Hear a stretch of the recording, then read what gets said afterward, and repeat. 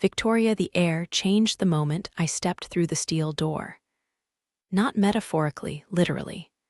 Cold disinfectant, old sweat, the metallic tang of restraints, and then something else cut through it, sharp as a match struck too close to my face. Alpha. My fingers tightened around the paper folder until the edges bit my palm. The guard's key ring clinked once, loud in the concrete hallway. Fluorescent lights buzzed overhead like they were angry about being awake. A man sat at the bolted table inside the interview room, wrists cuffed to a ring in the metal. He looked up as if he'd been expecting me, as if my footsteps had spelled my name. And when his eyes met mine, my carefully measured world, my rules, my training, my suppressants, my years of never letting anyone see me flinch tilted. Not because he was handsome, not because I was lonely, because my body recognized him before my brain could form a sentence. My throat went dry. My pulse kicked hard, desperate, and stupid. Mate. No, not mate. Instinct. Chemistry. Old biology, older than the law I'd built my life around. A cruel joke of nature in the worst possible room with the worst possible client. The file in my hands screamed what my skin wanted to forget. Adrian Volk. Shifter. Unaffiliated alpha, charged with murder. And I was court-appointed counsel. The guard pushed the door open and I stepped inside, forcing my shoes to move like nothing had happened, like the shift in the air hadn't just branded itself behind my ribs. The man's gaze didn't flicker away. It didn't soften. It didn't apologize. It pinned me. He was broad-shouldered, even-seated, forearms corded under the standard-issue gray shirt, knuckles scraped like he'd fought a wall and the wall had lost. Dark hair, slightly too long, falling forward in a way that made him look like he didn't have time for mirrors. His scent, God, his scent, sat in the room with the confidence of a predator who knew the cage wasn't forever. He looked past the folder, past the badge clip on my blazer, past the carefully neutral lipstick I wore to court because it made me feel less like prey. He looked like he could smell the truth I'd spent years masking. Omega.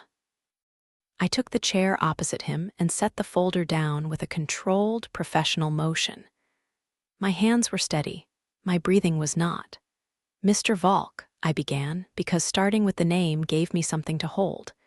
My name is Victoria Lane. I've been appointed as your attorney.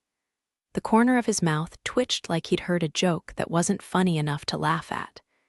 You don't want this case, he said. His voice was low, roughened by disuse or anger. It slid under my skin anyway. I don't get to want, I said. I get to work. His eyes tracked my throat for one humiliating second, then lifted back to my face. You shouldn't be here. That's not your decision. It will be, he replied, and the certainty in it was worse than a threat. I forced my gaze down to the folder and flipped it open, letting paper become my shield. The first page, arrest report. The second, forensic summary. The third, a photo I hadn't looked at closely yet because I'd been saving it for a day when my hands wouldn't shake. I looked now. Blood on pavement. A body twisted at an angle that made the neck look wrong. The victim's face blurred out by policy, but the tattoos on the forearm were visible. Pack markings, heavy ink that declared loyalty like a brand. I swallowed and kept my voice even. You're charged with first-degree homicide. The state alleges you killed a man named Rafferty, Adrian cut in, as if it tasted bitter. I know his name. Fine, I said, more sharply than I intended. I made myself breathe. They allege you killed him outside the Wycliffe rail yard 3 nights ago. You were found with blood on your hands, and I was found, he echoed. Sure.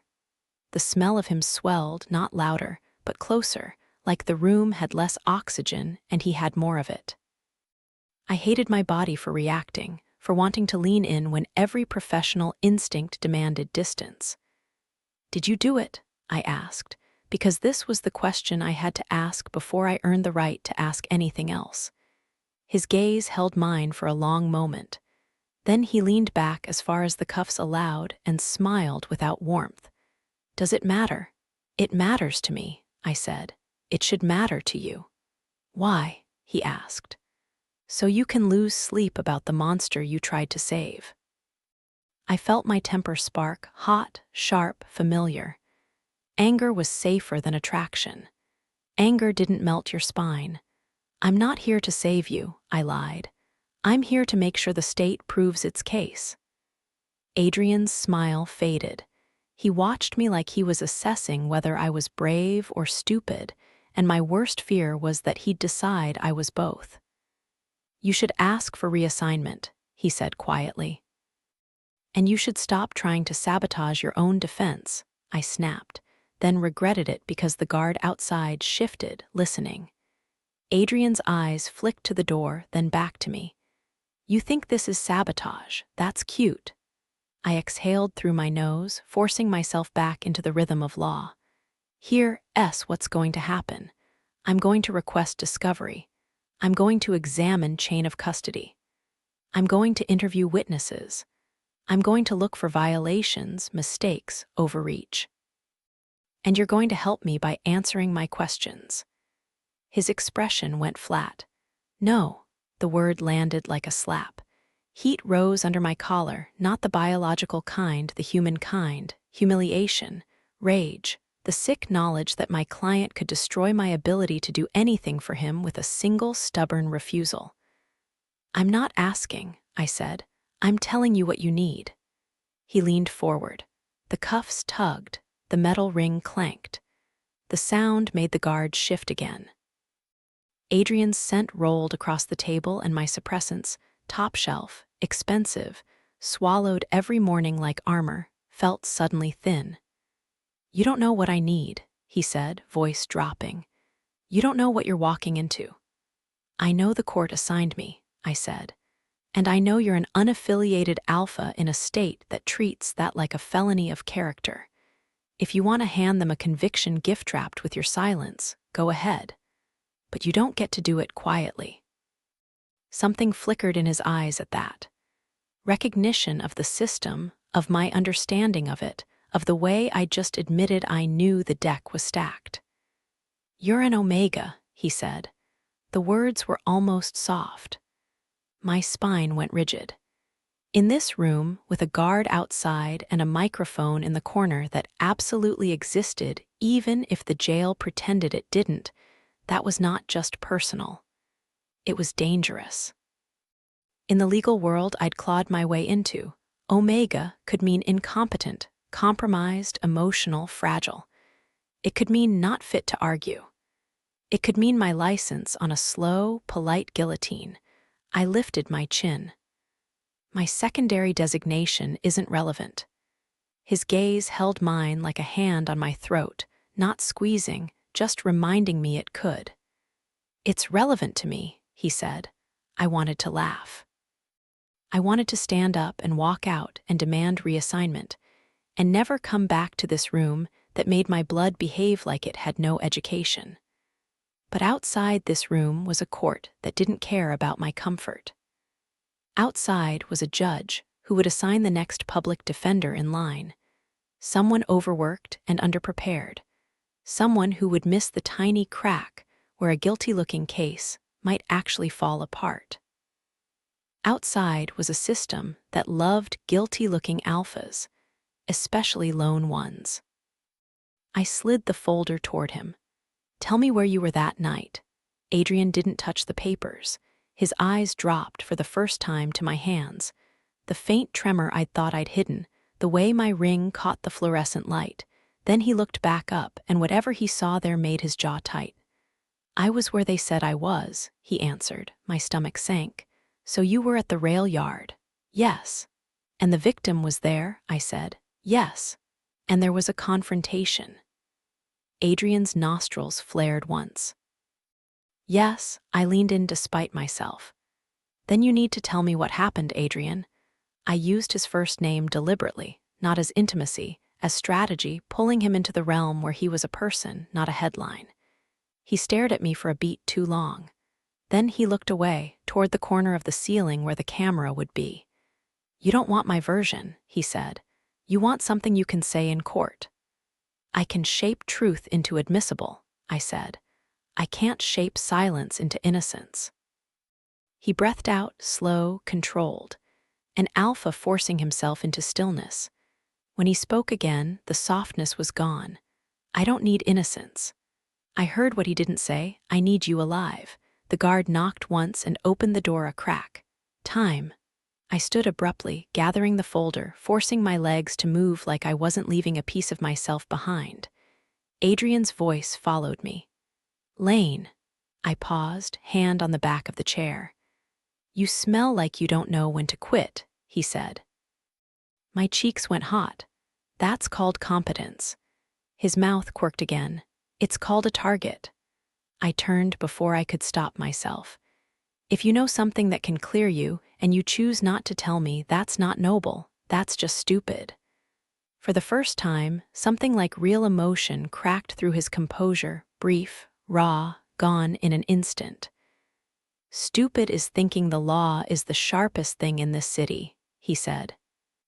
Then the door opened wider, the guard staring, and Adrian's face sealed back into that infuriating, unreadable mask. I walked out. But the air outside the interview room didn't feel normal anymore. It felt like the world had shifted, and I was the only one who noticed the fault line. Adrian, the moment she stepped into the room, my control turned into a thin sheet of glass. Omega. Not the sweet, soft kind they sell in perfume ads and pack propaganda. Not the obedient kind who tucks her throat under an alpha's jaw and calls it safety.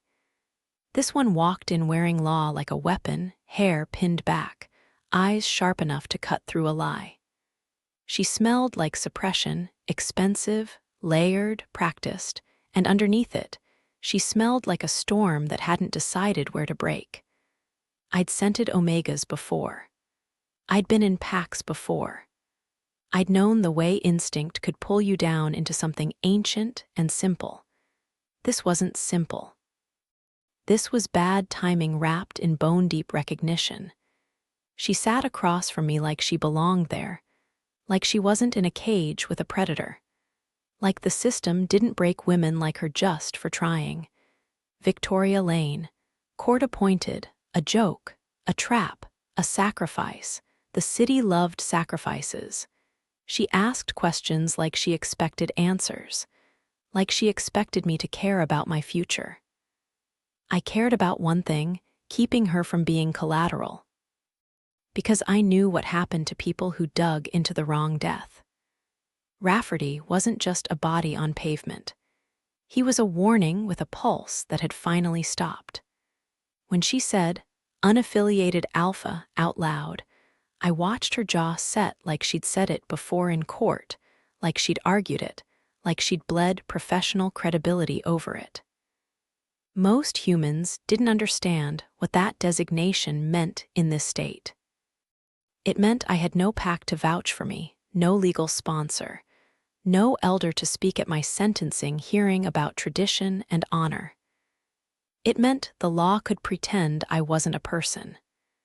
It meant the prosecutors could paint me as feral, and the jury would nod, relieved to have a monster they didn't have to feel guilty about condemning. She knew that. That made her dangerous. To me and to herself. When I called her Omega, I watched her go still, eyes flaring, the smallest tremor in her fingers as she held on to that folder like it was the only solid thing in the room. It wasn't cruelty that made me say it. It was the instinct to name what my body had already identified, the same instinct that wanted to drag her behind me and bare my teeth at anyone who looked at her wrong. I hated that instinct. I hated that it chose now. "Tell me where you were," she said, and my mouth wanted to give her everything, because she smelled like truth and defiance, and something that made the animal in me want to kneel and guard at the same time. But I didn't give her anything. Because if I told her who really controlled that rail yard, her eyes would sharpen and her hands would steady, and she would go after him like the law was enough. And Cashin Dravik didn't lose to law.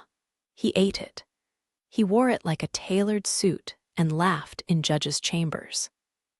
He'd been my pack leader once. Not by blood, by force, by charisma, by the kind of violence that left no bruises, only obedience. Half the city's court clerks owed him favors. Half the police captains owed him silence. The prosecutors owed him elections. And now his name sat behind my teeth like a splinter I couldn't swallow.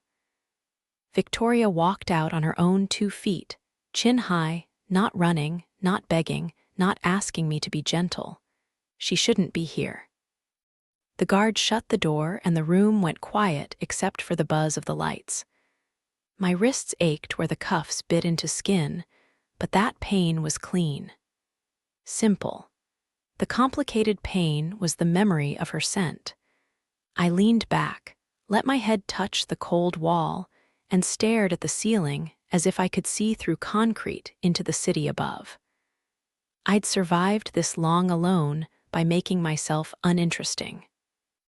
By giving the system exactly what it expected: silence, hostility, guilt-shaped posture, so it didn't look for the real story beneath. Now a woman with storm under her skin had walked into my cage with a file folder and a spine made of steel. And my instincts, traitorous and ancient, had decided she mattered. If Cashin learned that, she would be dead before her next court date. I closed my eyes. I didn't need innocence. I needed her out. Victoria, my office smelled wrong. Not the comfortable wrong of stale coffee and printer toner, and a stack of motions waiting to be filed. This was sharper, invasive, like someone had been here and tried to put everything back exactly as it was, and failed by a millimeter. The lock on my door looked untouched. The hallway outside was quiet, the kind of quiet that came with expensive rent and tenants who didn't like to hear other people exist. I set my bag down slowly and didn't turn on the lights. The city beyond the window was a smear of gray rain and neon.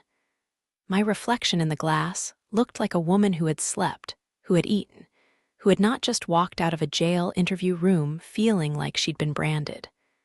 I moved to my desk and opened the top drawer.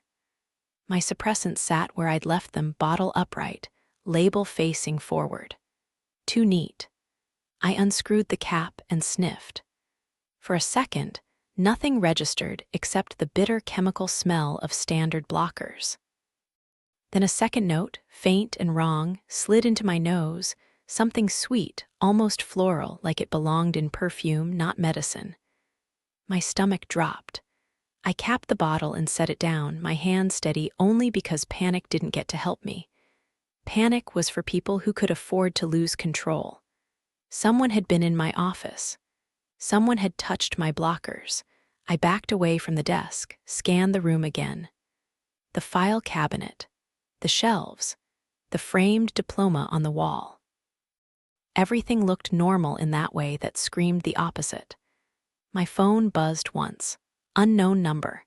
I stared at it until it buzzed again, then answered because fear didn't get to decide my professionalism either. Silence for a beat, then a voice, male, smooth, amused. "You're ambitious, Ms. Lane." My spine went cold. "Who is this?" "I'd like to commend you," the voice continued, as if I'd complimented him. "A human attorney taking a shifter homicide case. Very progressive." "I'm recording this call," I said, and it wasn't entirely a lie. My phone's recording app was already running. The man chuckled softly. "Of course you are, you're a diligent girl." The words hit in a place that made my skin crawl. "Don't call me that," I said. "Oh," he said, "but you are diligent and you're in over your head. I don't take advice from anonymous callers." "Then take a warning," he replied, the amusement fading into something cleaner and sharper. "Withdraw." "I can't withdraw without cause," I said, voice flat, heart hammering. "The judge has to approve." "I know how it works," he interrupted, and the fact that he did was worse than any profanity. You'll find a cause, you'll develop a sudden conflict, you'll decide your health requires rest, you'll do the sensible thing. Rain tapped the window, a small frantic sound. And if I do? I asked. A pause. Then, softly, Omegas don't do well when they confuse stubbornness with safety. My breath caught. My designation was not public record. Not on my bar file, not in my firm documents. I'd paid for privacy, fought for it, kept it hidden because I'd learned early that the law liked Omegas best when they were quiet. How do you know? The call ended. I stared at the dead screen until it dimmed. My hand shook now, a tremor I couldn't stop.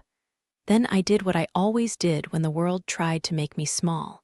I opened my laptop. I pulled up the state's discovery rules. I drafted a motion. I requested evidence logs, bodycam footage, lab bench notes, chain of custody documentation. I wrote in the cold language that turned fear into leverage. And when my mind kept slipping back to Adrian Volk's eyes, dark, steady, too aware, I forced myself to focus on the case file. Because whoever had just called me didn't care about my career. They cared about my silence. And that meant Adrian wasn't just a convenient suspect. He was the point. Adrian News moves in jail like scent in a crowded room, slow at first, then suddenly everywhere. I heard about her office before I heard from her. Not from a guard, not from a cop. From the only kind of shifters who still talk to me, lone ones. The ones without pack protection, without legal sponsors, without a place in polite society. The ones who learned to survive by listening and trading small pieces of information like currency. A guard slid my dinner tray through the slot without looking at me. His pulse sped up when he got close, like it always did. Humans who worked cages never liked being reminded what they were caging. After he left, a shadow moved at the far end of the block, someone leaning where they weren't supposed to be, casually, like he belonged there. Balthazar Klein. Everyone called him Baze, as if shortening his name made him less dangerous. He wasn't an inmate. He was maintenance, officially. Unofficially, he was the kind of man who could walk into a place like this and come out with 3 keys and a list of the warden's weaknesses. He didn't look at me directly. Cameras, walls, rules. His voice came through the bars like a cough. Your lawyer's being sniffed. My grip tightened around the plastic fork until it bent. Who? Baze's gaze stayed on the floor. Someone with money, someone who thinks he owns the courthouse. My teeth ground together. Tell her to walk away. A soft sound, almost laughter. Think she listens? I pictured Victoria's chin lifting when she was angry, the way she refused to yield space even to instinct.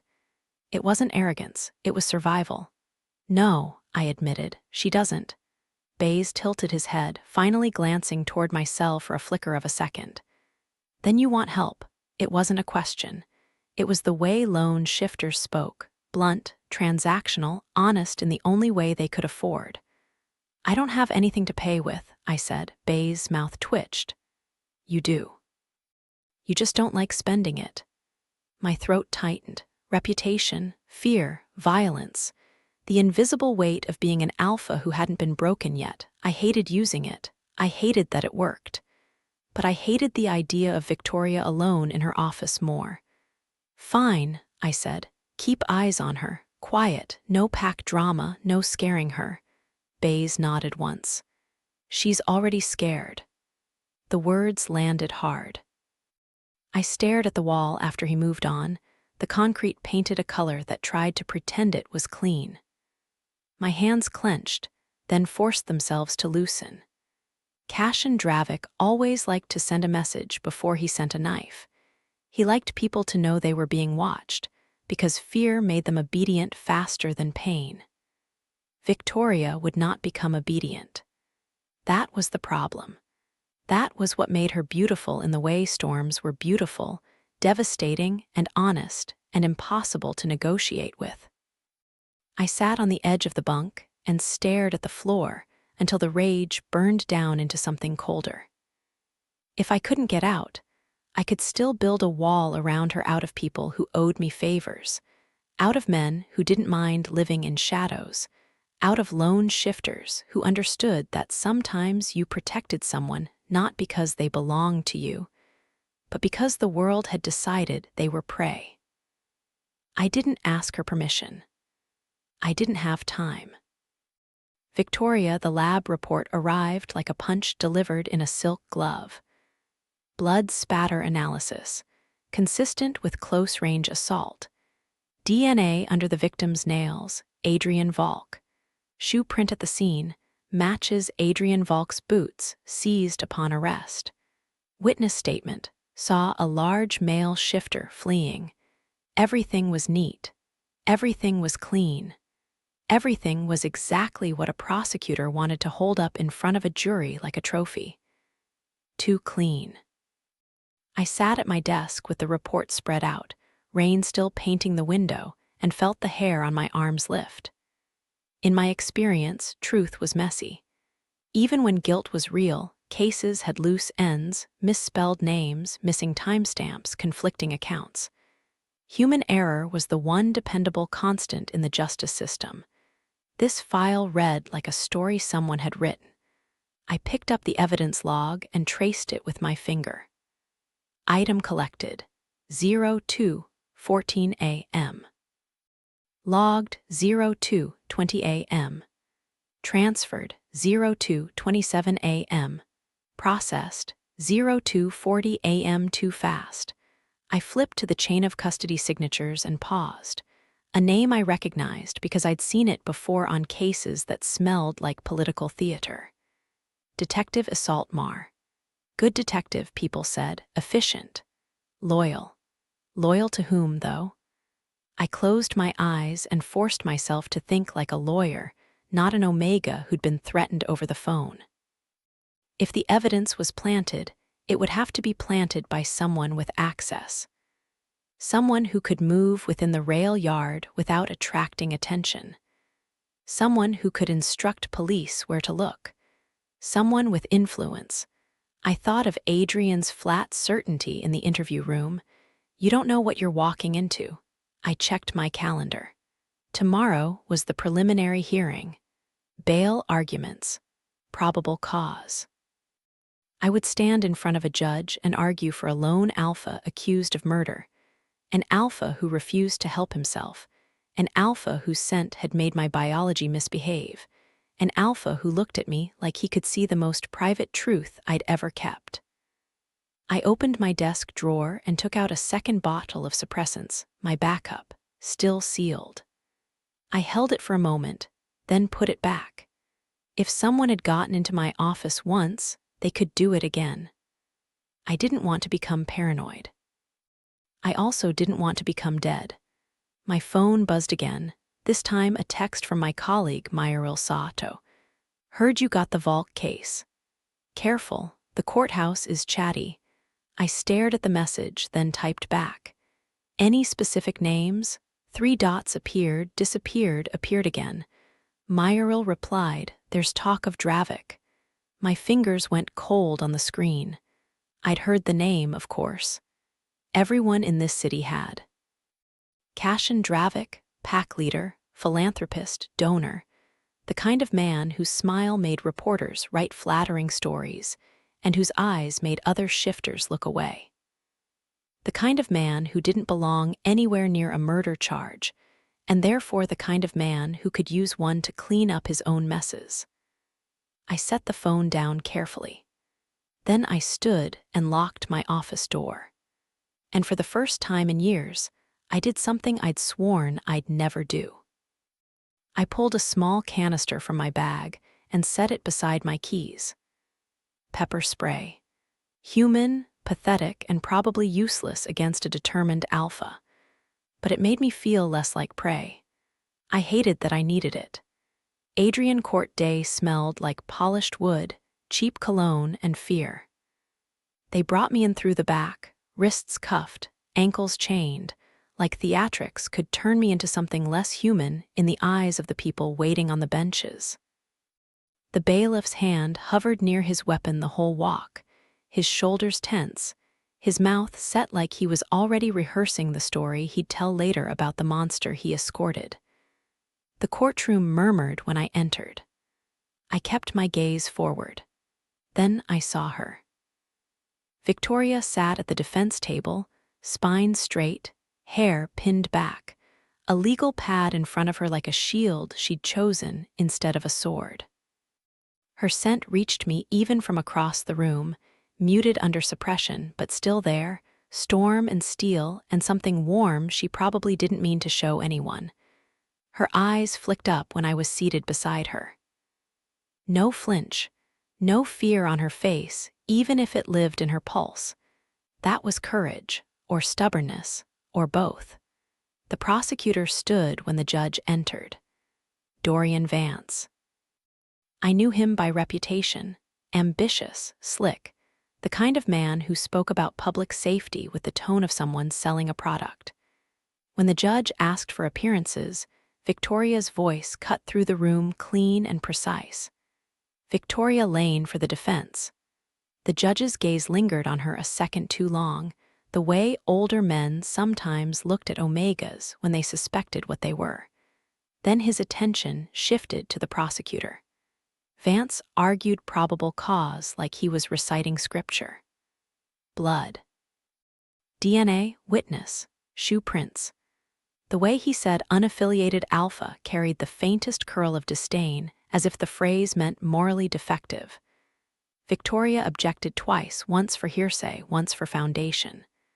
The judge sustained one, overruled the other. Small victories, necessary ones. She didn't look at me when she spoke. She looked at the judge, the way a person did when they refused to be made smaller. Then came bail. Vance smiled. The state requests remand without bail. The defendant is an unaffiliated alpha shifter with no fixed pack residence, a demonstrated capacity for violence, and, Your Honor, Victoria cut in, calm as ice. The state is asking you to punish my client for his designation, not his conduct. Mr. Volk has no prior convictions. He has maintained steady employment. He surrendered without resistance. The state's evidence, while presented as overwhelming, relies heavily on a chain of custody the defense has not yet been given adequate time to review. The judge's eyes narrowed. Counsel, you've had the file for 48 hours, she said, and the way she said it made the number sound like an insult. And the discovery that was provided is selective. Vance's smile tightened. Good, I thought. Let him feel it. The judge ultimately denied bail anyway, because this city liked its monsters caged before trial. The gavel struck, and it was done. Victoria gathered her papers with controlled movements. I watched her hands, the way her fingers pressed down on the folder as if she could keep the world from moving if she held hard enough. When the room began to empty and the deputies shifted to escort me out, she leaned slightly toward me. Her voice was low, meant for only me. We need to talk, privately. I should have told her no. Instead, my chest tightened and I nodded once, because hearing her say we did something dangerous to me. It made me imagine a future where she wasn't alone. Victoria, they gave us a smaller room after court, the kind used for quick consultations and quieter intimidation. No bolted table this time, just 2 chairs and a desk that had seen better decades. A camera in the corner that everyone pretended was off. A deputy stood outside the door. Adrian sat across from me, still cuffed. Even restrained, he filled the space, his presence pressing against the edges of the room like a living thing. I set my legal pad down, flipped it open, and didn't write anything yet. Your case is too clean, I said, because diplomacy felt pointless. It reads like a script. Adrian's eyes didn't change, but something in his jaw tightened. Yeah, I think evidence was planted, I continued, or at least curated. You were at the scene, which doesn't help, but the speed of processing, the chain of custody signatures, he cut me off. Stop, I blinked. Stop what? Stop saying it like you're surprised, he said. His voice was rough with restraint. You're acting like you just discovered the city is rotten. My temper flared, then banked into something more controlled. I'm not surprised by rot. I'm surprised by competence. A flash in his eyes, almost approval, then gone. I leaned forward. Who benefits from you being convicted? Adrian was silent long enough that I could hear my own heartbeat. Then, very quietly, he said, "Not in here." I kept my face neutral even as my stomach sank. What does that mean? He glanced toward the camera, then toward the door. He lowered his voice further. It means this room isn't private, he said, and you smell like someone who thinks rules protect her. My throat tightened. They do, sometimes. His gaze held mine. Not from Cashin. The name hit like a physical blow, because it confirmed what Myril had texted and what my own instincts had started to assemble into a picture I didn't want to see. Cashin Dravik, I said evenly. Adrian's nostrils flared once, an animal reaction he couldn't fully suppress. Yes. How is he connected to the victim? I asked. Adrian's mouth tightened. Rafferty wore Dravik ink. So you're telling me Dravik's pack is involved, I said, forcing my mind to stay in lawyer mode even as my Omega instincts screamed to run. And you think Dravik can influence the courts? Adrian laughed once, humorless. I don't think I know. Why? I demanded, and the edge in my voice was real now. Because he used to be your leader? Adrian's eyes sharpened. Who told you that? I held my ground. Answer the question. For a moment, I thought he'd shut down again, turn into stone just to punish me for pressing too hard. Instead, he exhaled slowly and said, because I've sat in his office while he took calls from judges. My skin went cold. I forced myself to write something on the pad, anything to keep my hand from betraying me. The pen scratched too loud. Why would he frame you? I asked, quieter. Adrian's gaze slid to my throat and lingered a fraction too long, like instinct wanted to mark what it couldn't protect. Because I left, he said, and because I know what he does. My pulse spiked. What he does? Adrian's jaw worked like he was grinding down a truth too sharp to swallow. Then he looked me in the eye, and whatever he was about to say carried the weight of confession, not about murder, but about complicity. I didn't kill Rafferty, he said, but I knew what he was. The deputy outside shifted. The door handle rattled faintly, then stilled. I lowered my voice even more. What was he, Adrian? His eyes were dark, exhausted, furious. A collector. The word made my stomach twist. In Dravik's world, Adrian continued, there are debts you can't pay with money. There are families you can't threaten openly, so you take what they value most. You take their future. I felt sick, a cold wave rolling under my ribs. Children, I said, barely audible. Adrian didn't look away. Beta kids, ones nobody notices until it's too late, ones the system already treats like paperwork. The room seemed to shrink. The camera in the corner felt like a predator's eye. I pressed my pen down hard enough to dent the paper. And Rafferty was involved. Yes. And you knew, I said. The words came out sharper than I meant them to, because anger was the only way not to drown in horror. You knew, and you didn't go to the police. Adrian's expression turned brutal. The police belong to him. Then you come to someone else, I hissed. You come to you, he said, and the way he said it made my face heat with a shame I didn't deserve. A court-appointed Omega attorney with a target on her back the moment she says his name out loud. The cruelty was deliberate. Protective, maybe, but still cruelty. I forced myself to breathe through it. Yes, I said, you come to me, or to a federal agency, or to the press. Or to anyone who isn't under his thumb, there are ways. Adrian leaned forward as far as the cuffs allowed. The chain clinked softly. His scent rolled over me, alpha, anger, something like desperation.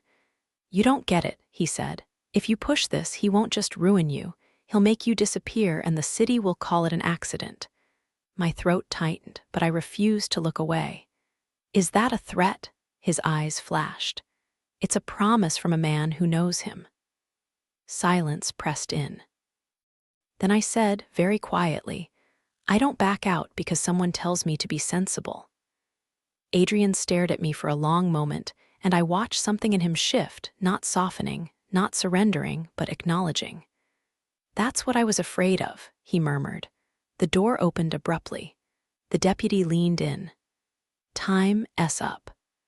I snapped my legal pad closed, stood, and gathered my things with hands that refused to shake in front of anyone with a badge. As Adrian was pulled to his feet, he spoke over the deputy's shoulder, voice low and urgent. "You're being watched," he said. I held his gaze. "I know." His eyes narrowed. "Not like you think." Before I could ask what he meant, they were already moving him toward the door. I walked out into the hallway and felt the courthouse air hit me, cold, clean, false. I could still smell him on my skin, like my body refused to forget the existence of an alpha who didn't belong to anyone, but still somehow made my instincts want to belong to him.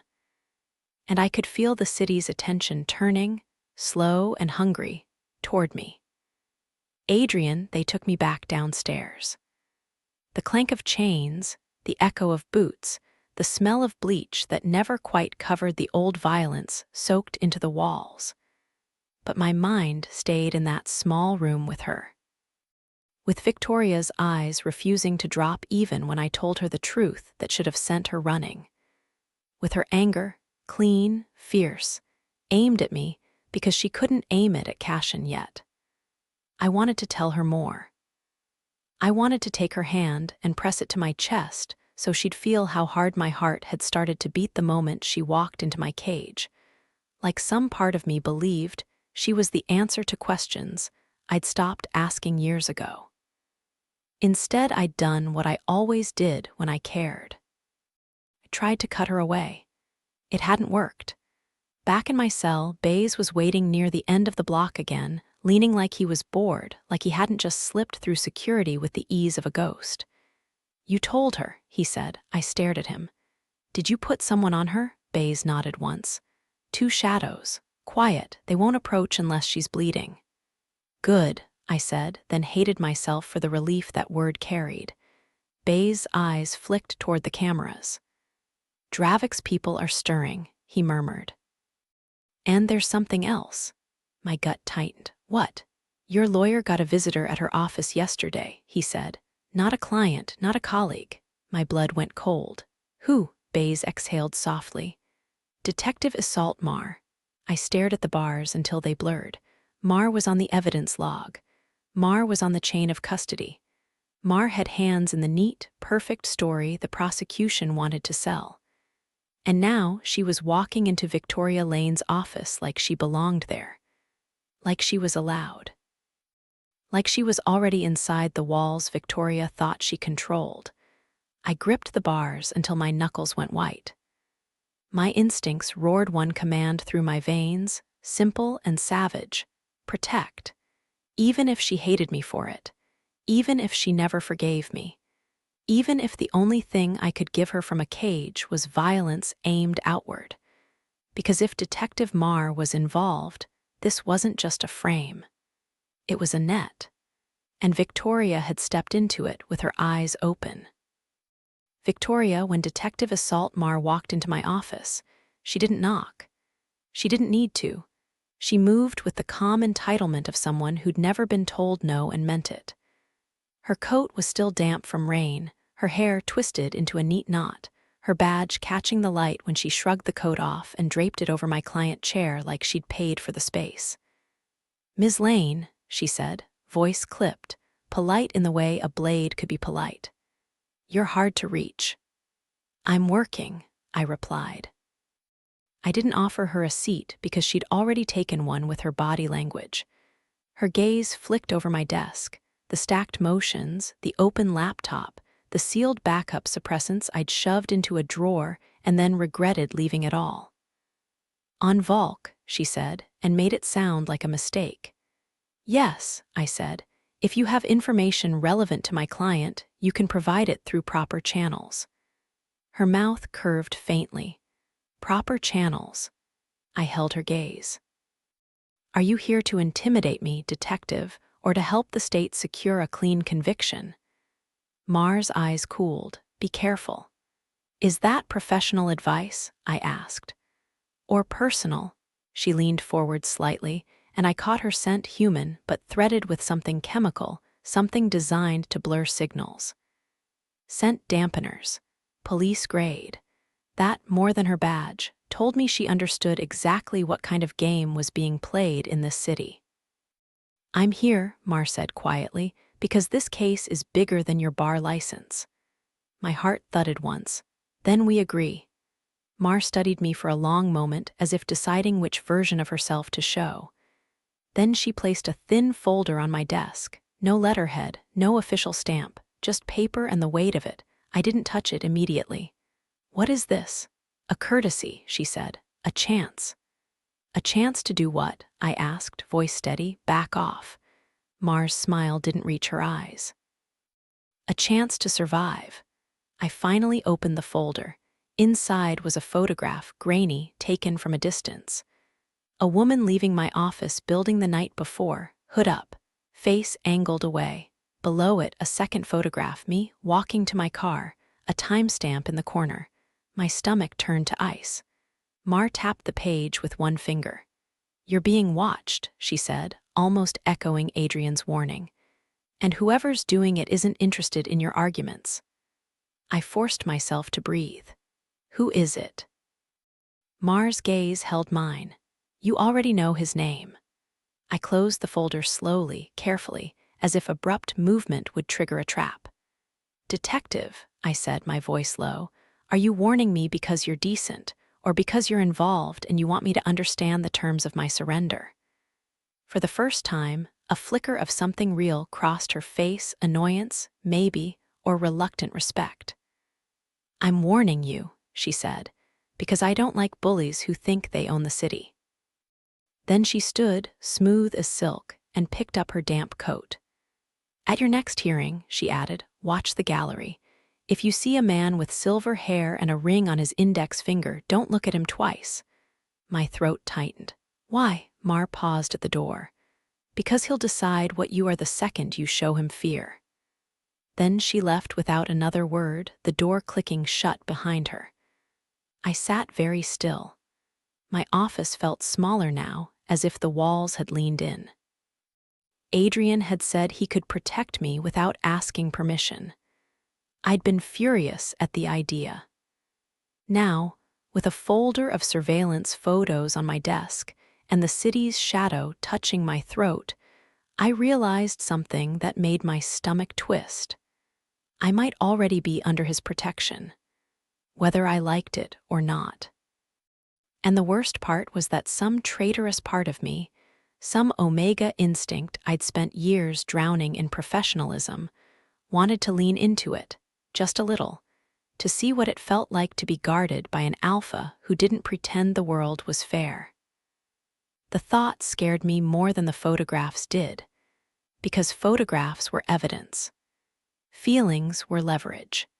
And in this city, leverage got you owned. Victoria, the parking garage, tried to swallow sound. Concrete, fluorescent glare. The wet breath of rain drifting in from the ramps. My heels clicked too sharp, too alone, the noise ricocheting off pillars marked with peeling numbers. I kept my keys threaded between my fingers like a cheap weapon and hated myself for it, hated the way my shoulders had learned to hunch without permission. My phone buzzed. Unknown number again. I didn't answer. I didn't slow down. I didn't look left or right, because Detective Mar's warning had lodged inside me like a splinter. Don't show fear twice. My car sat near the back wall, where the security camera's red light blinked as if it was awake. The camera was new, installed after a judge got mugged, rumor said. Installed so the courthouse could pretend it protected its own. I was not its own. I reached my car, thumbed the unlock, and the lights flashed.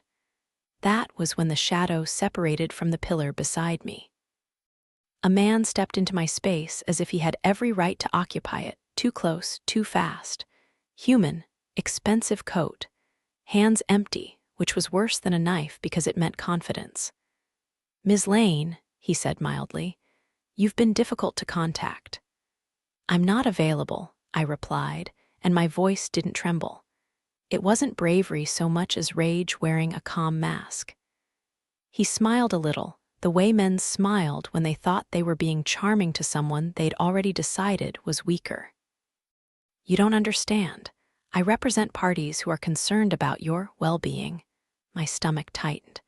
"If you're with Dravik, tell him he can schedule an appointment through my receptionist like everyone else." "Oh," the man said, almost amused.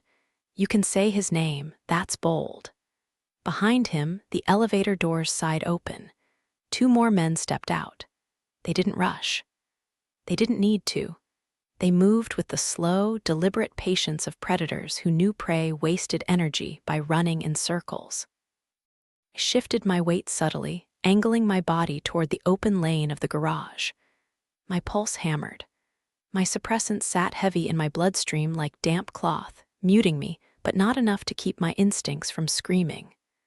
The first man's gaze flicked to my throat. "You're talented," he said softly, "and you're young.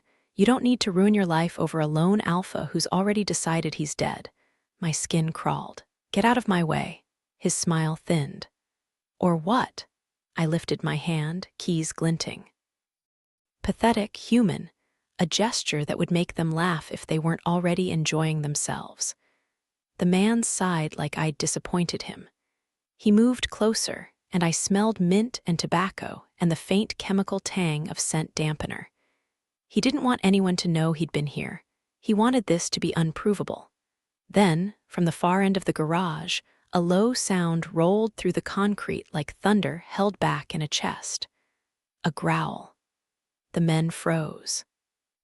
A figure stepped out of the shadow between 2 parked cars, tall, lean, hood up, hands in pockets as if he was just a bored commuter. But the air changed anyway, the way it did when a shifter decided the room belonged to him. Another figure appeared beside him, then another, moving in from different angles like they'd been there the whole time, like the garage had simply produced them. Lone shifters. Not a pack, no shared mark, no uniform, no ritual cohesion.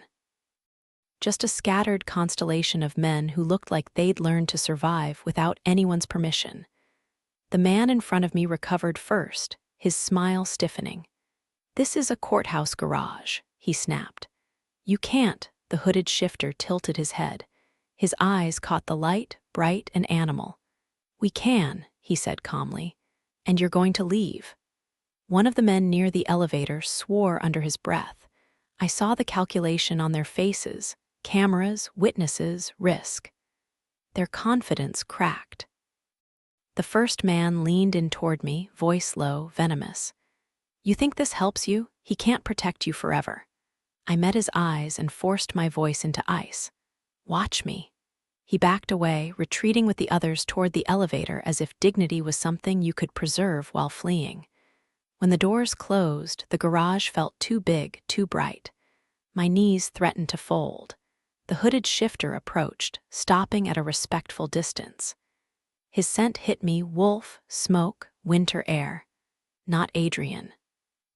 Not the alpha who'd ruined my ability to breathe normally. "You're Victoria Lane," he said. "Yes," I replied, my throat tight. "Who are you?" He hesitated, as if weighing honesty against instructions. "A friend of someone who owes you his life." My chest constricted. "Adrian?" The shifter didn't confirm it, but his silence did. Anger surged up, hot and humiliating because it came braided with relief. "Tell him," I said, the words sharp as broken glass, "I didn't ask for this." The shifter's mouth quirked. "He didn't ask if you asked." I stared at him, breathing hard. Rain pattered somewhere above, a faint tapping that reminded me the world was continuing normally for everyone else. I'm not property, I said. No, he agreed, unexpectedly gentle. You're not.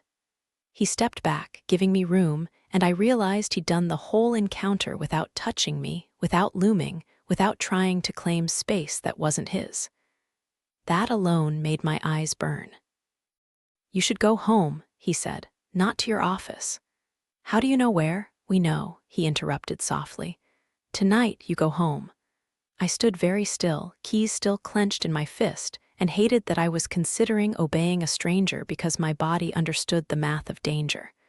What's your name? I asked, because I needed something human. He paused. Simeon. I nodded once, because it was all I could manage without my voice breaking. Tell Adrian Volk he can't run my life from a cage. Simeon's gaze flicked to my throat and away again, careful, respectful. He's not trying to run it. He's trying to make sure you get to keep it. He melted back into the shadows with the others so smoothly it made my skin prickle, as if the garage had decided to forget them. I got into my car. My hands shook so hard I had to sit there, forehead against the steering wheel, breathing until the panic turned into a thin, livable thread. Relief was a drug. So was rage. And both of them, I realized, were starting to point in the same direction. Adrian Bays got the message to me through a guard who pretended he didn't see anything. That was the kind of city this was. Everyone saw. Everyone pretended. She got approached, Bays said, voice barely moving. Garage, courthouse. My blood went cold so fast it felt like my veins had turned to wire. And, your shadows did their job, he said. Nobody touched her. My fists clenched. The cuffs weren't on me now, back in the block. I had the illusion of freedom inside the illusion of a cage, but the anger still needed somewhere to go. Good, I said, and the word came out like a growl. Bay's eyes stayed flat, practical. She's mad. She should be, I replied. Mad enough to quit, he asked. I pictured Victoria's face when she fought, the way she refused to yield even when her fear was real. No, I said, mad enough to dig deeper. Bays exhaled softly. That's a problem. It's a problem that keeps her alive, I said, then corrected myself because honesty mattered in cages. It's a problem that might get her killed. Bays studied me. You care. I didn't answer. He didn't need it. Dravik's moving, Bays said. He's in the courthouse more than he should be. He's trying to get ahead of whatever she's sniffing out. My jaw tightened. He always gets ahead. Not always, Bays murmured. Not if someone in the chain breaks. I thought of Detective Marr. The name sat in my mind like a blade balanced on a fingertip. Marr visited her, I said. Bays' gaze sharpened. Yeah, is she with him? Bays hesitated, and that hesitation was the loudest answer. She's with herself, he said finally, which makes her dangerous to everybody. A memory surfaced, unwanted, Cashin leaning back in his office chair years ago, fingers steepled, voice smooth. The best kind of loyal is the kind that thinks it's choosing. If Marr thought she was choosing, Cashin might not own her. Not fully, that crack could be exploited. I stared at the concrete floor until my eyes stung. She needs something she can use in court, I said, more to myself than to Bays. Not stories, not fear, paper, process. Bays nodded slightly. Paper I can get. My gaze snapped up. From where? Bays' mouth twitched. People drop things, people copy things, people forget who cleans their offices at night. My pulse kicked. Get me chain of custody originals. That's harder, he admitted. But not impossible. And lab bench notes, I added. Raw files, anything that proves the story was written backward. Bays' eyes narrowed. You're directing a defense from jail. I'm directing survival, I said. He held my gaze, then gave a single nod and moved away like the conversation had never happened. When he was gone, I sat on the edge of my bunk and pressed the heels of my hands into my eyes. I could take punches. I could take solitary. I could take the state parading me as a monster. What I couldn't take was the image of Victoria in a concrete garage, 3 men closing in, and the only reason they didn't touch her being my decision to break her trust by putting shadows at her back. She would hate me for it. She would be right. And I'd do it again anyway. Victoria, the next morning, my office door was open when it shouldn't have been. Not unlocked, open. A small detail that made my stomach fall through my shoes. I stood in the hallway, phone in hand, thumb hovering over emergency services, and knowing exactly how useless that would be if this was Dravik sending a message. Police didn't protect you from the people who employed them. Inside, my desk chair had been turned to face the door, as if someone had sat there and waited for me. I stepped in slowly, scanning corners, checking for movement. Nothing. My computer monitor was on. A single document filled the screen. Not a threat. Not a manifesto. A bar complaint form, half-filled, with my name typed neatly into the field labeled respondent. My breath hitched. Someone had started drafting my professional execution and wanted me to see the blade. On the desk, beside the keyboard, lay my suppressants. The bottle was open. The pills were arranged in a neat line like teeth. My hands went numb. I didn't touch them. I didn't have to.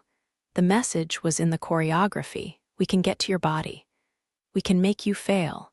We can make you look unstable. I forced myself to inhale slowly through my nose. Then I did what I always did when fear tried to make me small. I sat down, turned the chair back around, and started making calls. First, to a lab I trusted, an independent toxicology clinic run by an old beta woman who'd once testified against a hospital that misplaced Omega medical records. Second, to Meyeril, asking her to put a hold on any incoming bar notices and to document every contact, every strange call, every whisper. Third, to the jail, requesting an emergency attorney-client meeting. The clerk's tone was bored. Earliest slot is tomorrow. I'll be there today, I said flatly. You can't. I'll file an emergency motion with the court for access, I interrupted. Can either schedule me, or you can explain to a judge why you denied counsel to a defendant facing a capital-level charge. Silence. Then a sigh. 2 p.m., I hung up and stared at the bar complaint form on my screen until the words blurred. My Omega instincts wanted to curl in on themselves, to hide, to submit, to make the threat stop. That was the ugly truth no one wrote into inspirational stories about professional women. But I was not built to kneel for men like Cash and Dravik. And I was not going to let Adrian Volk become the convenient monster used to keep everyone else quiet. 2 p.m. could not come fast enough. Adrian, she walked into the interview room like she was carrying a blade she'd finally decided to use.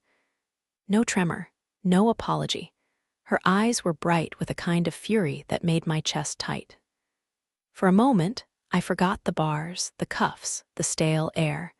I only saw her. She sat down and didn't bother with pleasantries. "Did you put men on me?" she asked. Straight to the throat, I held her gaze. Yes, her nostrils flared, anger, fear, a flicker of something else she would deny until it killed her. "I didn't ask for protection," she said, voice sharp. "I know," I replied. "You had no right," she hissed, leaning forward. "You don't get to decide what happens to me because your instincts." "My instincts didn't call 3 men to your car," I cut in, my voice roughening. "Dravik did," her eyes flashed. "And you think that makes it okay to violate my boundaries?" I exhaled slowly, forcing my alpha temper down because losing it would only prove every stereotype they wanted to paste onto me. "No," I said, "it doesn't make it okay. It makes it necessary." Victoria's jaw clenched. "Necessary?" "Yes," I said, softer. "Because you're not built for hiding, and he knows it now." She stared at me, and I watched her fight herself, fight the pull, fight the fear, fight the humiliating relief of being watched over. "Someone broke into my office," she said, voice lowering. They drafted a bar complaint on my computer. They tampered with my suppressants. Rage flashed white behind my ribs, so hot it made my hands shake. I leaned forward, the cuffs biting. Stop taking anything from your office. Anything. I already sent the pills to a tox lab, she said. I'm not an idiot. No, I murmured, and the words came out like an admission. You're not. She held my gaze, breathing hard. Then she opened her folder and slid a copy of the evidence log toward me, tapping the signature line with a pen. Detective Marr, she said, tell me what you know. I stared at the name, my jaw tightening. She's good at looking clean. Is she Dravik S? Victoria asked. I don't know, I said, and the honesty cost me. Cashin doesn't own everyone the same way. Sometimes he just scares them until they obey. Victoria's eyes narrowed, like he's trying to do to me. Yes. She turned the page, voice crisp. I need something procedural, something a judge can't ignore. Chain of custody breaks, illegal search, undisclosed conflicts, anything. I looked at her, really looked at the strain around her mouth, the way her shoulders were held too tight, the faint shadow under her eyes that told me she wasn't sleeping. You're still on the case, I said. I'm still on the case, she confirmed. And you're going to stop acting like your silence is heroic. My throat tightened. You don't know what it costs. I know what it costs me, she shot back. Every day I walk into a courthouse full of people who think Omegas should be secretaries or wives. I'm not doing this because it's safe. I'm doing it because it's right. The words hit deep because I understood right the way lone shifters did. Not as purity, but as the only thing you had when you didn't have protection. I swallowed. I can get you something. Her eyes sharpened. From where?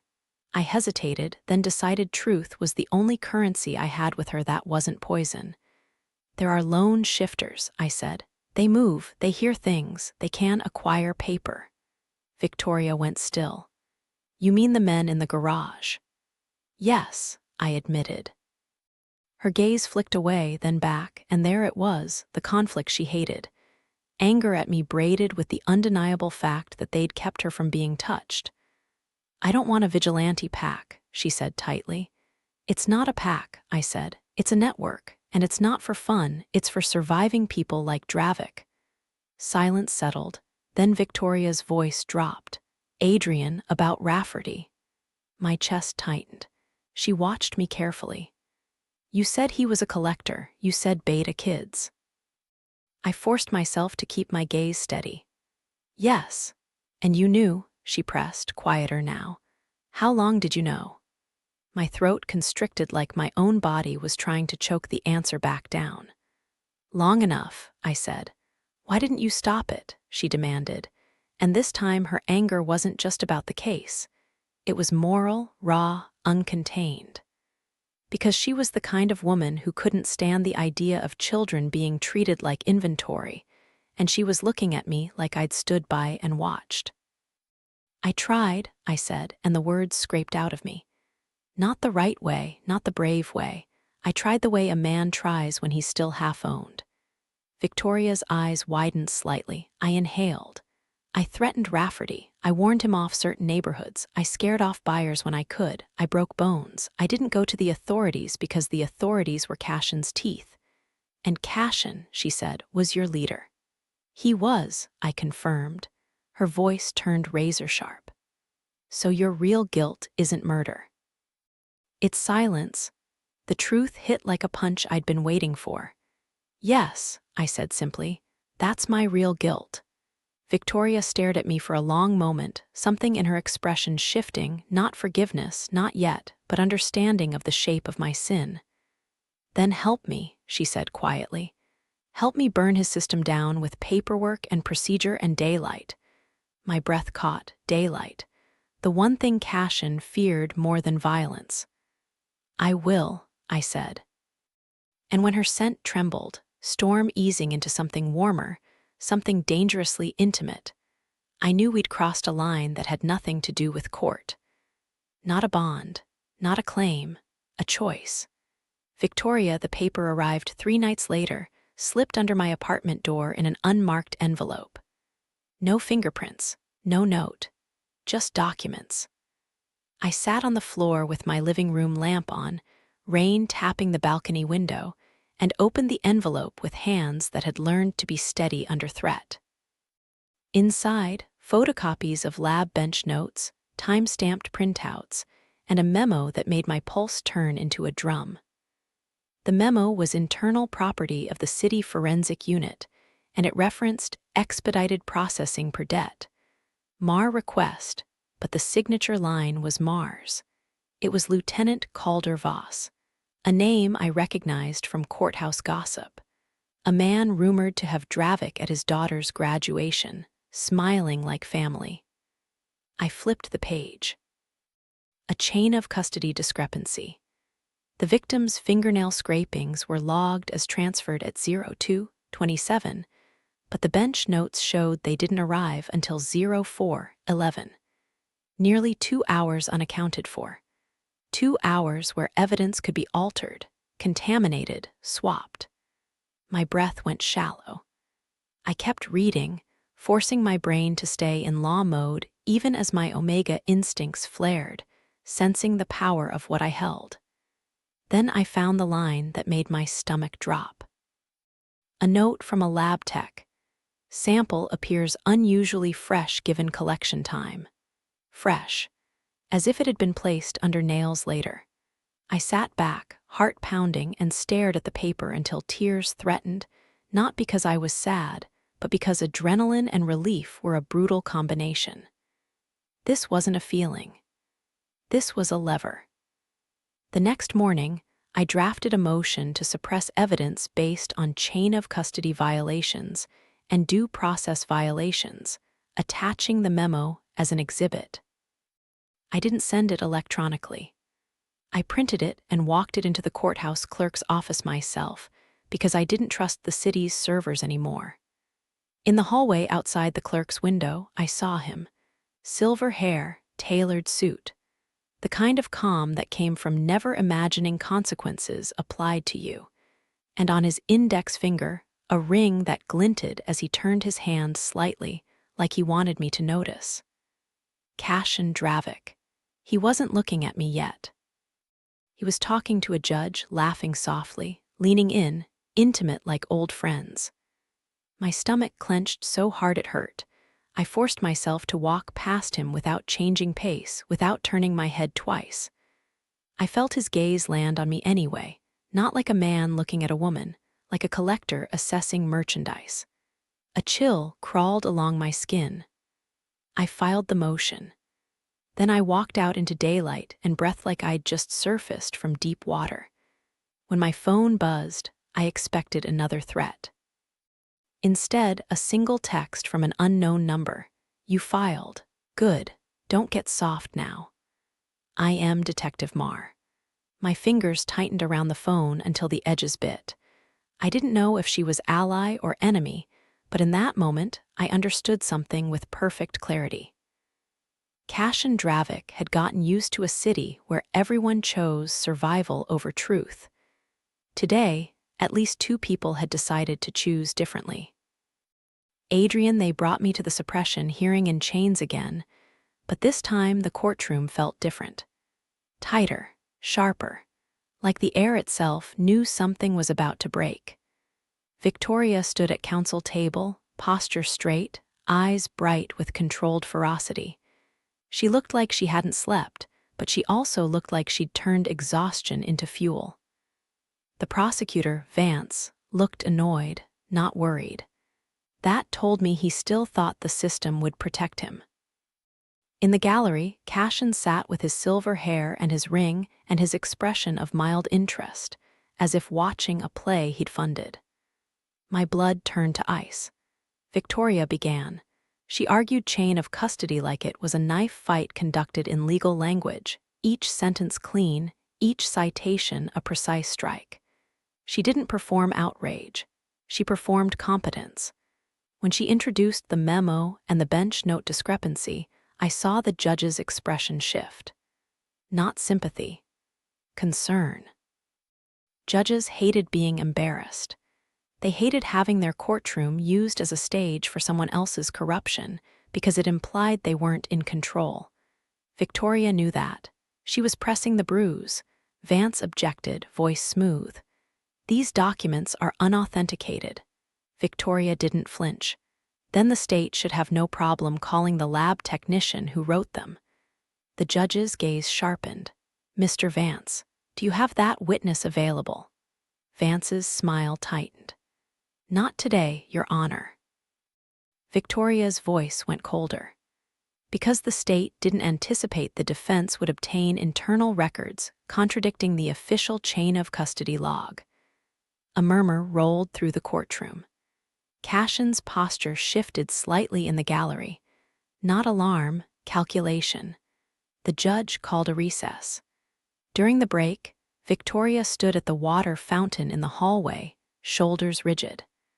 I was kept near the deputies, but close enough to see her hands tremble when she lifted the paper cup. For one brutal second, my instincts surged, demanding I cross the space and steady her, put myself between her and every gaze aimed at her throat. I couldn't. All I could do was watch. And then Cashin moved. He approached her like a gentleman, slow, unhurried, hands visible. The deputies didn't stop him. Of course they didn't. Victoria froze, cup halfway to her lips. Cashin's voice was too low for me to hear, but I saw his smile. I saw his eyes flick to her throat. Victoria's chin lifted. Her mouth moved, one sentence sharp. Cashin's smile softened, and that softness made my stomach turn because it was the softness of a man petting an animal he intended to own. Victoria took one step back. Cashin leaned closer. My vision narrowed. Rage rose, hot and blinding. Then Detective Marr appeared at Cashin's shoulder like she'd been summoned by the air itself. She didn't touch him. She didn't need to. She said something quietly. Cashin paused. His head turned slightly toward her. For the first time, his expression tightened, not fear, but irritation, the look of a man reminded that even he had limits when witnesses with badges stood too close. He stepped back from Victoria with a polite nod, like he'd just offered condolences. Victoria didn't move until he was gone. Then she exhaled and closed her eyes for a moment, as if she'd been holding her breath the entire time. Mar's gaze flicked down the hallway, briefly meeting mine. Her eyes held no warmth, only intent. I didn't trust her, but I understood her in that moment. She wasn't here to save me. She was here to end Cashin Dravik, and if that goal aligned with Victoria's safety, I would take the alignment and ask questions later. Victoria, when the hearing resumed, the judge's patience had frayed. He demanded the lab tech. He demanded the lieutenant. He demanded explanations for missing time. The state stalled. And in that stall, the system revealed its teeth. A uniformed officer entered quietly and handed Vance a note. Vance's eyes flicked over it. His expression smoothed out again. He stood. "Your Honor, the state requests a brief continuance to address these new allegations." "Denied," the judge snapped, sharper than I expected. "Counsel, you are either prepared to defend your evidence handling or you are not." My pulse hammered. Vance's gaze slid toward the gallery for a fraction of a second, toward Cashin, then back to the judge. "The state," Vance said carefully, "will call Detective Assault Marr." My stomach twisted. Marr walked to the stand with measured steps, oath taken, posture flawless. She looked like a woman who'd spent her life learning how to be unbreakable in rooms full of men who wanted her bent. Vance began gently, coaxing. "Detective, did you follow proper procedure?" Marr cut him off with a calm that felt like a knife sliding free. "No." The word hit the courtroom like thunder. Vance blinked. "Excuse me." Marr's gaze stayed on the judge. "I did not follow proper procedure. I was instructed not to." A murmur erupted, louder this time, a wave of shock. My heart seized, then kicked into frantic motion. Vance's voice sharpened. "Detective Marr, who instructed you?" Mar's eyes flicked once toward Cashin in the gallery, then away, as if looking at him too long would be a kind of surrender. "Lieutenant Voss," she said. Cashin's expression didn't change. But his hand, resting on his knee, curled slightly, as if he was holding back a reaction out of habit. Mar continued, her voice even, almost bored. "I was told the evidence needed to be processed quickly and cleanly. I was told the suspect was dangerous. I was told this was a priority case." "And you complied," Vance said, trying to regain control. "I complied," Mar agreed. Then, after a pause that felt deliberate, she added, "And when I realized the case file had been curated to ensure a conviction, I began documenting irregularities." My breath caught. The judge leaned forward. "Detective, are you alleging fabrication?" Mar's voice didn't waver. "I am alleging manipulation of evidence handling sufficient to compromise the integrity of the forensic results." Vance's face went pale. I stood for cross, my legs steady only because adrenaline had turned my blood into fire. "Detective Mar," I said, voice controlled, "did you ever have sole possession of the victim's fingernail scrapings?" Mar met my gaze. "No." "Who did?" I asked. "Lieutenant Voss," she said. "And where was Lieutenant Voss between 0227 and 0411? I asked, pushing the discrepancy like a blade into an already open wound. Mar's eyes cooled. "I don't know." He did not log his movements. I nodded, then asked the question that mattered most. "Is it possible, detective, that during that unlogged window, the sample was contaminated or altered?" Mar's gaze held mine, and in it I saw something like grim satisfaction. "Yes." Silence crashed down. The judge didn't even look at me when he spoke next. He looked at Vance. "Counsel," he said, voice like a gavel, "this court will not be used to launder compromised evidence. The defense motion to suppress is granted as to the contested forensic results and any derivative conclusions." My knees went weak so suddenly I had to grip the edge of the table. Granted. The prosecutor's case had just lost its spine. In the gallery, Cashin Dravik stood up slowly, smoothing his suit as if nothing had happened. His eyes found mine. His smile returned, small, cold, promising. "Not over," it said. "Not even close." Then he turned and walked out, silver hair catching the light, ring flashing like a warning. I exhaled shakily and looked down at my hands. They were trembling now, but not from fear, from the violent relief of winning a battle I'd been told I couldn't fight. "Adrian," when the deputies led me out, I caught Victoria's gaze. For a second, the courtroom noise blurred into nothing. The chains on my ankles didn't exist. The judge didn't exist. Cashin didn't exist. Only her eyes, bright and furious and alive. She'd done it, not freedom yet, but daylight. And Cashin hated daylight. Back in the holding corridor, I waited while paperwork moved through hands, while Vance argued quietly with a supervisor, while the machine of the state recalculated. A guard muttered, "Lucky," like it was an insult. I didn't answer. Victoria appeared at the end of the corridor, moving fast, her heels sharp on tile. She stopped in front of the bars separating us, breath coming hard. "They're going to dismiss," she said, voice low. "Vance can't proceed without the suppressed evidence. He can try to pivot, but he built it too neat," I finished. Her mouth tightened. "Yes, too neat." She looked at me like she wanted to touch me and hated that she wanted it. Then she spoke again, quieter. "Cashin approached me during recess. Rage flared in my chest. Did he touch you?" "No," she said quickly, then her gaze sharpened, offended by the question and what it implied. "But he made it clear he knows exactly what I am." My throat tightened. "He'll use it." "I know," she said, voice cutting. "Let him." The words made something in me go still. She continued, her tone shifting into the crisp cadence of someone who'd made a decision with teeth. "I'm filing a separate civil action. Not just for Adrian Volk, for the children, for the families, for every foster transfer that disappeared into paperwork. My breath caught. "Victoria, I'm not asking your permission," she said, and there was a flash of dark humor in it, like she was throwing my own words back at me. "I'm telling you what's going to happen." I stared at her through the bars. She was shaking, but she wasn't breaking.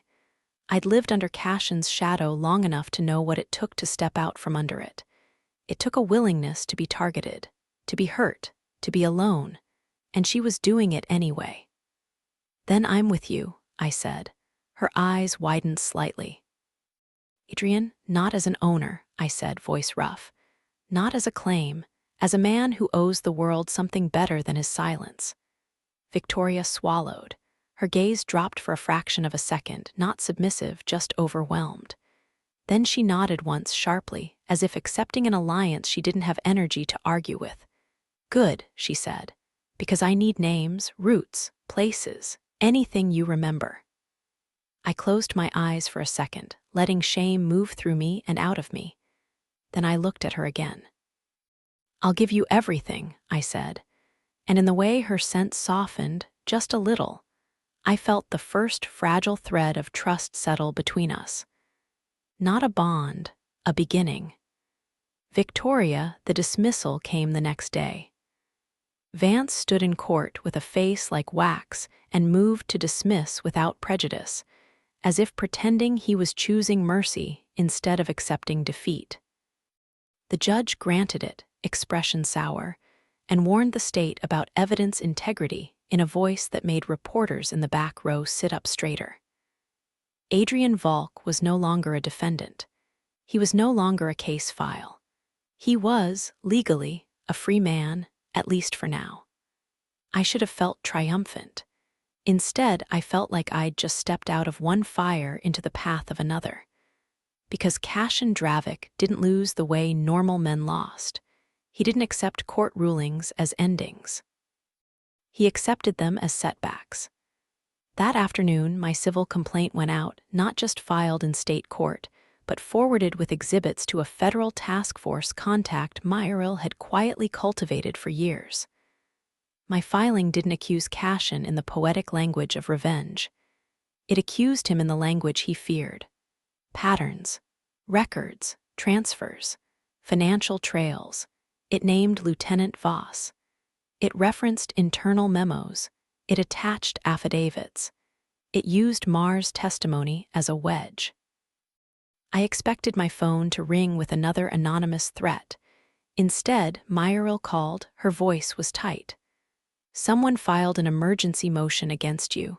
My stomach clenched. "For what?" "Competency," she said bluntly, "claiming you're compromised due to designation." My blood went cold. "They said Omega," I whispered. "Yes," Myril replied, "and they attached photos." My hands went numb. "Of what?" Myril hesitated. "You leaving the jail.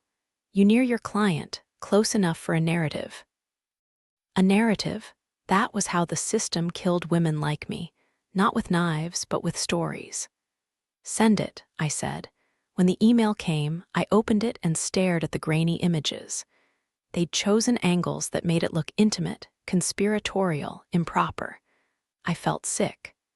Then I felt something else. Anger so sharp it cleared the nausea like a slap. They wanted me to be ashamed of being an Omega. They wanted me to be ashamed of caring whether a man lived or died. They wanted me to retreat back into the small, acceptable box they'd prepared. I called Myril. We respond aggressively. Myril made a sound that was half laugh, half sigh. "Of course we do." I hung up and stared out my window at the city. I didn't want to need Adrian's shadows. I didn't want to crave the steadiness of his presence like a drug. But the truth was brutally simple. I was in a war now, whether I'd wanted it or not. And I would rather fight with a man who understood monsters than pretend I could reason my way out of their jaws. Adrian, they let me out under a gray sky. The jail gate clanged behind me with a finality that should have felt like relief. Instead, my senses went wide. scanning for threats, for watchers, for familiar scents that meant Cashin's people were nearby. Bays stood across the street, hands in his pockets, posture casual. A couple other loners hovered in the periphery like bored pedestrians. Protection that looked like nothing. I didn't smile, I didn't relax. I just stood there and breathed air that didn't smell like bleach. Then I saw her. Victoria stood near the edge of the sidewalk, coat buttoned, hair pinned back, a paper cup in her hand like it was a peace offering. Her posture was controlled, but her eyes were too bright, as if she'd been holding herself together on stubbornness alone. She didn't rush toward me. She didn't hesitate either. She simply stepped forward and held out the coffee. No speech, no dramatic declaration, just warmth in a cup. A first step that didn't pretend it was more than it was. My chest tightened so hard it hurt. I took the cup carefully, as if sudden movement might shatter whatever fragile truce existed between her instincts and mine. Our fingers brushed. A spark ran through me like lightning contained under skin. Her breath caught, just slightly, and I saw her fight the reaction. "Thank you," I said, voice rough. "It's just coffee," she replied, but her eyes didn't leave mine. I nodded once. "That's how it starts." Victoria's jaw tightened. "It doesn't start with a bond." "No," I agreed, "not unless you want it." The wind lifted a strand of her hair, and she tucked it back with an impatient gesture that didn't hide the tremble in her hand. "My life is about to get worse," she said quietly. I didn't pretend otherwise. "Yeah." "My license might be challenged," she continued, voice steadying as she spoke the truth out loud. "My name is already in gossip channels. They're coming after me because I didn't kneel." I held her gaze. "Then we don't let them make you kneel." Victoria's eyes narrowed. "We," I nodded. "We." For a moment she looked like she might argue, might insist she didn't need anyone, might try to claw back control by rejecting help. Then she exhaled slowly. "Fine," she said, and the words sounded like surrender only if you didn't know her. On her, it sounded like strategy. "But if you put shadows on me again without telling me, I will ruin you." A laugh broke out of me before I could stop it, one short, surprised sound that tasted like relief. Victoria's expression flickered, almost offended by my amusement, almost pleased by it too. "I'm serious," she said. "I know," I replied. "Tell me where you want the line." Her eyes softened by a fraction, like the question itself mattered. "I want to know. If someone is near me, I want to know. I want consent." The word landed between us, heavy and necessary. I nodded. "Then you'll know." We stood there for a moment, city noise around us, traffic hissing on wet pavement. Victoria looked past me toward the street, then back. "Cashin won't stop." "I know," I said. She swallowed. "And you're not innocent." "No," I agreed, and the honesty tasted like blood. "But I'm not his anymore." Her gaze held mine, and something in her scent shifted, less storm, more steel tempered by warmth. "Good," she said, "because I'm going to need you to testify." The words hit me like a door opening onto pain. I nodded anyway. "I will." A pause. Then Victoria's voice dropped, quieter than the city. "I hate that part of me feels safer standing here with you." My throat tightened. "I hate that it took a cage for me to learn what safety should feel like," I replied. She looked at me as if the words had struck something tender. I didn't reach for her. I didn't claim. I just stood close enough that the space between us felt chosen, not forced. "Walk me to my car," she said finally, practical. "Yes," I said, and as we moved together through the wet afternoon, her heels sharp, my steps steady, my shadows drifting at a distance like ghosts, I felt something I hadn't let myself feel in a long time. Not triumph. Not vengeance. Hope, fragile as paper, stubborn as her.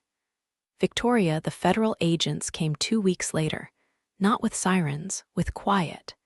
It started with a sealed warrant served at the forensic unit. Then Lieutenant Voss was escorted out of his office with his face pale and his hands raised like he'd just remembered what fear felt like. Cashin Dravik didn't get handcuffed that day. Not yet. Men like him had layers, but his layers began to peel. Detective Marr didn't speak to me directly again. She didn't need to.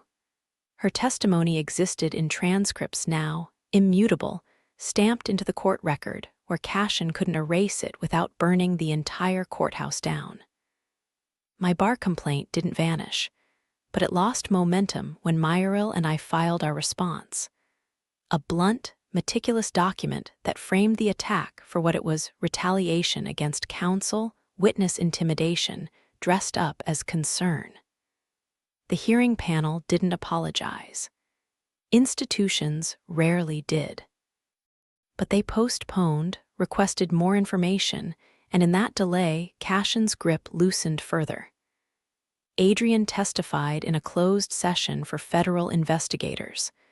When he came out, his face was hard with the aftermath of confession. I wanted to touch him then. I didn't. Instead, I handed him a bottle of water and said, "You did the right thing." Adrian's mouth twisted. "Late." "Still right," I replied. He stared at me for a long moment, then nodded once like he couldn't afford more softness than that. That night, when I got home, my apartment felt quieter than it had in months. Not safe, not yet, but quieter. I stood at my window and looked down at the city lights, thinking about how easily everything could have gone wrong. How close I'd come to being a headline. How close Adrian had come to being convicted because he was convenient. My phone buzzed. A text from an unknown number, and for a moment my body went cold with old fear. Then I read it. Coffee tomorrow, same place. I stared at the message until my eyes stung. This wasn't a claim. It wasn't a bond. It was an invitation to something gentler than instinct, something slower than biology. I typed back, "Yes." Then I added, because honesty was the only thing that kept stories from becoming cages. "And Adrian, thank you for the shadows, even if you were infuriating about it." 3 dots appeared. Then his reply, "I'll try to be less infuriating." No promises. I exhaled, a laugh slipping out before I could stop it. Outside, the city was still the city, corrupt, hungry, full of men who thought power made them untouchable. But in the quiet of my apartment, with tomorrow's coffee waiting like a small bright point on the calendar, I let myself feel something I hadn't allowed since law school. A future. Not guaranteed, not perfect, but possible. And for now, that was enough. Thank you for listening all the way through. I appreciate you more than you know. If this story hooked you, I want your honest take. Did Victoria's just coffee ending feel like the strongest kind of love, or did you want her to accept Adrian's protection sooner? And be brave. If Cashin Dravik showed up in your world, would you fight like Victoria or choose silence to stay safe? Tell me in the comments.